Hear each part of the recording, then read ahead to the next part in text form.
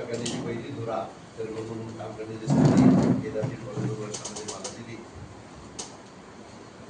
आणि कारखान्याला त्या परिस्थितीमध्ये सामोरं जात असताना थोडंसं सुकृतीचा त्रास झाल्यामुळं मी राजीनामा द्यायचा निर्णय घेतला आणि मुश्रीफ साहेबांच्याकडून तशी परवानगी घेतली.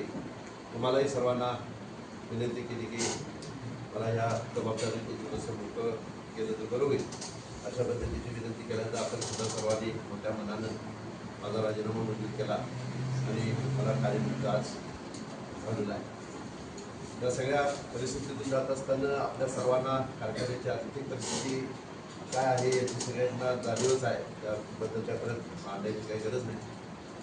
आणि अशा या पार्श्वभूमीवर जी आजची चेअरमन निवड होती त्या चेअरमन निवडीसाठी अध्यक्ष म्हणून उपस्थित असलेले आपले बारामती जिल्ह्याचे आवडेसाहेब, त्यांच्याबरोबर आलेले आमचे मित्र पाटील साहेब, आत्ताच त्यांची चेअरमन पदासाठी पदावर नियुक्ती झाली ते आमचे ज्येष्ठ मार्गदर्शक दादा देसाई साहेब, कारखान्याचे माजी चेअरमन आणि ज्येष्ठ संचालक देसाई साहेब, केडीसी बँकेचे संचालक सुधीर भाऊ देसाई साहेब, कारखान्याचे MD सावंतसाहेब, कारखान्याचे माजी MD भाऊ, उपस्थित सर्व संचालक संचालिका. आजच्या या कार्यक्रमाच्या निमित्तानं ज्या अडचणीला सामोरं जाण्यासाठी तुम्ही आम्ही सर्वांनीच उद्याच्या काळामध्ये चेअरमन साहेबांच्या पाठीमागे एक दिलाने एका विचारानं राहून हा अडचणीत असणारा कारखाना कशा पद्धतीने बाहेर निघेल, तोटा कमीत कमी कसा करता येईल. गेल्या 5-7 वर्षामध्ये जर बघितलं तर 25 ते 30 कोटीचा आत तोटा कधी होत नाही.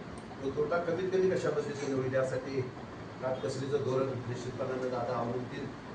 दादांच्या मार्गदर्शनाखाली तालुक्यातली जनता बँकेची घोडदौड अत्यंत चांगल्या पद्धतीनं दादाने करून दाखवलेली आहे. आर्थिक शिस्त निश्चितपणानं दादा चांगल्या पद्धतीने या कारखान्यामध्ये लावतील त्याबद्दल माझ्यासारख्या कार्यकर्त्याला कुठल्या प्रकारची मनामध्ये शंका नाही. आणि असंच कार्य दादांच्याकडून आणि सुभाषरावांच्याकडून या कारखान्याच्या पुढील काळासाठी व्हावं अशा पद्धतीच्या शुभेच्छा या निमित्ताने मी देतो. पुन्हा एकदा या सभेसाठी उपस्थित झाल्याबद्दल आवडेसाहेब, पाटीलसाहेब यांच्या मनापासून धन्यवाद देतो, मनापासून आभार मानतो.